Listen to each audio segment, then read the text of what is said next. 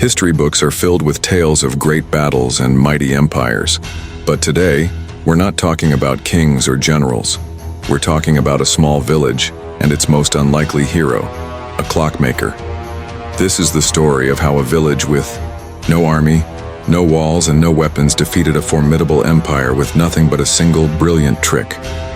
In the heart of Europe, nestled in a quiet valley, lay the village of Xyli. Its greatest pride was not its crops or its wealth, but its magnificent tower clock crafted by the master clockmaker Elias. Elias wasn't a fighter. He was a creator of intricate gears and springs, a man who believed precision and timing could solve any problem.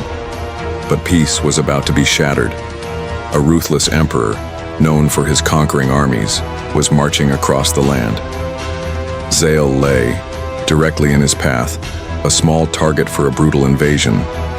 The villagers, terrified, prepared for the worst. They had nothing to defend themselves with. While the villagers huddled in fear, Elias had an idea. It wasn't a plan of defense, but of deception. He knew the emperor's army was famous for its discipline and strict schedules. They relied on their daily routine, using the sun and the town clocks to mark their progress.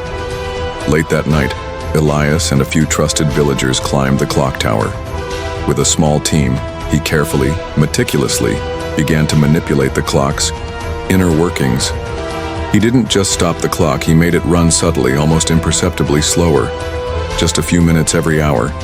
They also placed fake signs and markers around the village that suggested the time was later than it truly was.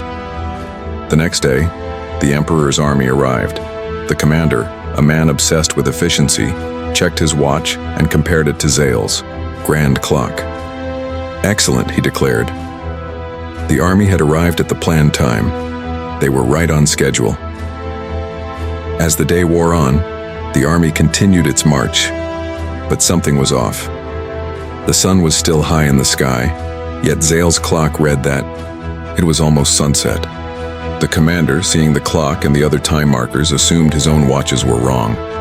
Believing dusk was near, he ordered his tired army to set up camp for the night, a few miles short of their target. They had to be rested for tomorrow's march, but Xyli's clock was still running on Elias's plan. An hour later, a furious courier from the emperor arrived. He carried a message. The main army had already reached its destination and was waiting for the commander's division. The commander had made a mistake, falling far behind schedule. To his shame, the emperor ordered him to retreat and rejoin the main force immediately, abandoning the invasion of Xyli.